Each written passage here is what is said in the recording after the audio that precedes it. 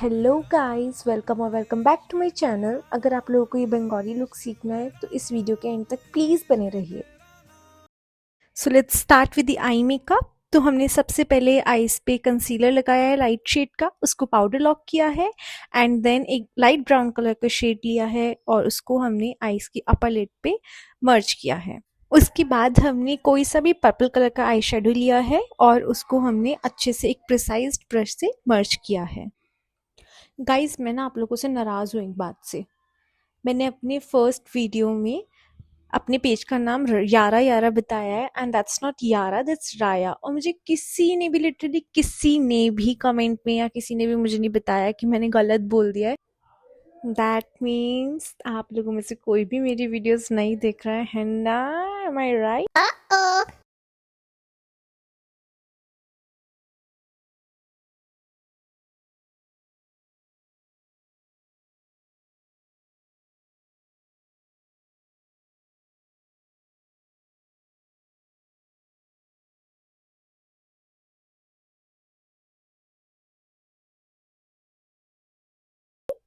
कोई बात नहीं, होता है स्टार्टिंग में सबके साथ होता है।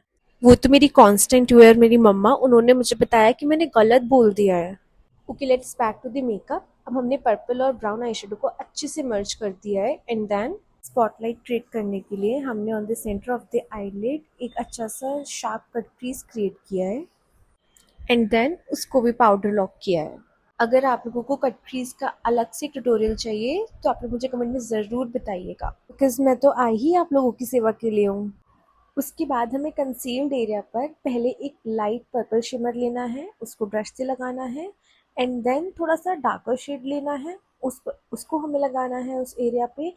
और उसके बाद मैंने इसको हाथ से भी थोड़ा सा शिमर लेके उस पर लगाया है उस कंसील्ड एरिया पर, बिकॉज मुझे हाथ से शिमर्स लगाना ज़्यादा पसंद है। मुझे लगता है उससे पिगमेंट ज़्यादा अच्छे से आता है इसका। अब हमें एक प्रिसाइज्ड ब्रश से गोल्डन और पर्पल कलर के बीच में जो हमारी हार्श लाइंस हैं उनको रिमूव करना है ब्लेंड करके एंड देन पर्पल और ब्राउन के बीच में जो हमारी हार्श लाइंस हैं हम उसको ब्लेंड करेंगे विद द फ्लफी ब्रश। अब बारी आती है हमारे आईलाइनर की। मुझे तो आईलाइनर बना लगाना बहुत ही ज़्यादा पसंद है। मोस्ट ऑफ द गर्ल्स सिर्फ लाइनर ही लगाती हैं जब बाहर जाती हैं, जैसे मैं। मुझे लाइनर और मस्कारा ही बहुत ज़्यादा पसंद है।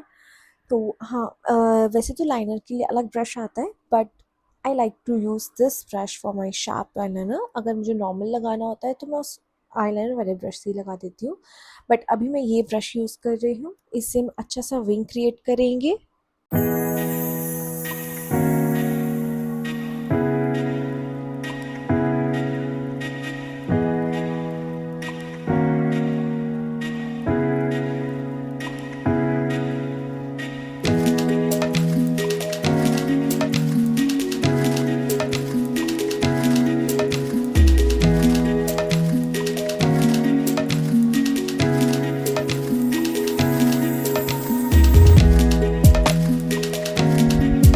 अब हम अपने ब्राउज को हाईलाइट करेंगे with soft golden shade and then हमारा आई मेकअप कंप्लीट होता है और हम आते हैं फेस पर।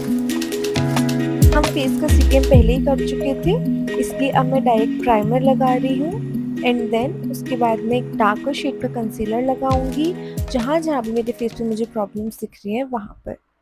अगर आपको इसका भी पूरा नॉलेज चाहिए तो आप मुझे एक बार कमेंट में ज़रूर बताइएगा। मैं अलग से आपके लिए एक वीडियो बनाऊंगी कि हमें कौन सी प्रॉब्लम पे कौन सा कंसीलर लगाना चाहिए, क्योंकि कंसीलर का सिर्फ एक शेड नहीं होता, बहुत सारे होते हैं।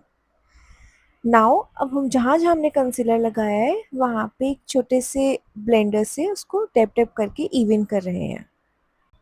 गाइस, अगर आप लोगों को सीटीएम के बारे में भी फुल नॉलेज लेनी है तो आप मुझे ज़रूर बताइएगा। मैं उसके लिए भी आप लोगों के लिए एक अच्छी सी वीडियो बनाऊंगी जिसमें मैं आपको अलग अलग स्किन टाइप्स के अकॉर्डिंग किस तरीके से सीटीएम करना चाहिए, क्या प्रॉपर वे होता है, वो सब कुछ बताऊंगी।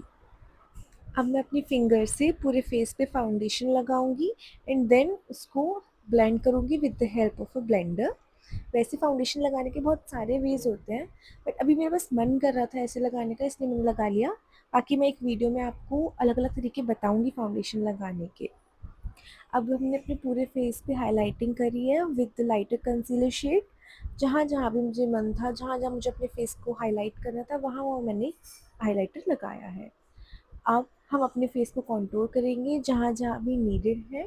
ज़रूरी नहीं है हर फेस पे नीड हो कॉन्टूरिंग की। उसके बाद हम पाउडर लॉकिंग करेंगे। सबसे पहले हमें अंडर आई पे करना बहुत ज़्यादा ज़रूरी होता है, बेकिंग, एंड देन उसको हम अच्छे से डस्ट ऑफ कर देते हैं जो एक्सेस हमारा पाउडर हमारे फेस पे लगा हुआ होता है। अब मैं अपने अंडर आई पे काजल लगा रही हूँ, उसको अच्छे से स्मच करूँगी, एंड देन जो मैंने शेड ऊपर लिए थे आई शेडो के वही सारे शेड्स नीचे लूँगी और उनको अच्छे से ब्लेंड करूँगी विथ प्रिसाइज ब्रश।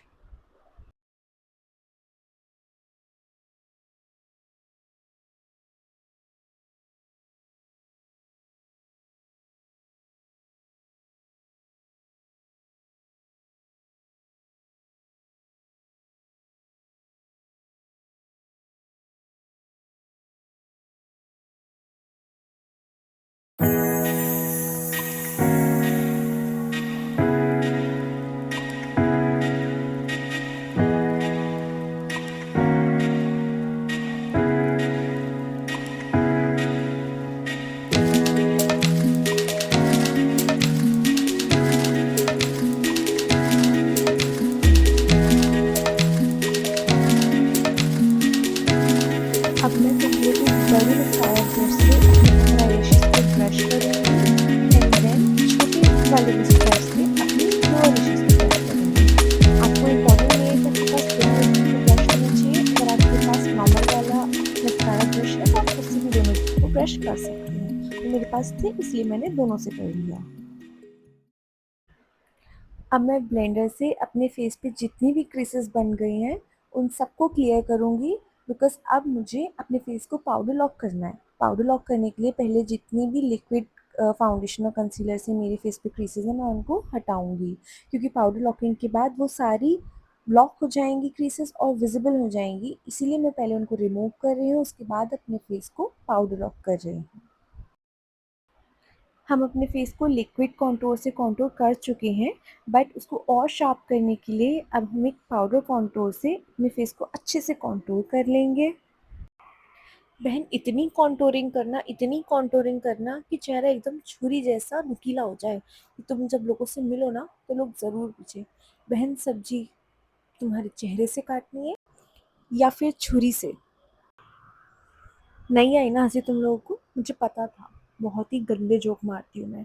बट कोई बात नहीं, कौन-सा मेरा ये ओरिजिनल प्रोफ़ेशन है, मेरा ओरिजिनल प्रोफ़ेशन तो मेकअप है। अब हम अपने फेस पे अच्छे से इतनी लाली लगाएँगे, इतनी लाली लगाएँगे कि लोग भी पूछें, "बहन ब्लश लगाया या थप्पड़ खा के आई है अपनी माँ से?" मेरा जवाब तो यही होगा, भाई थप्पड़ खा के आई हूँ मैं। मेरी माँ ने बहुत मारा है, इतना कूटा है मुझे, इतना कूटा है, शायद ही कोई कुटा होगा।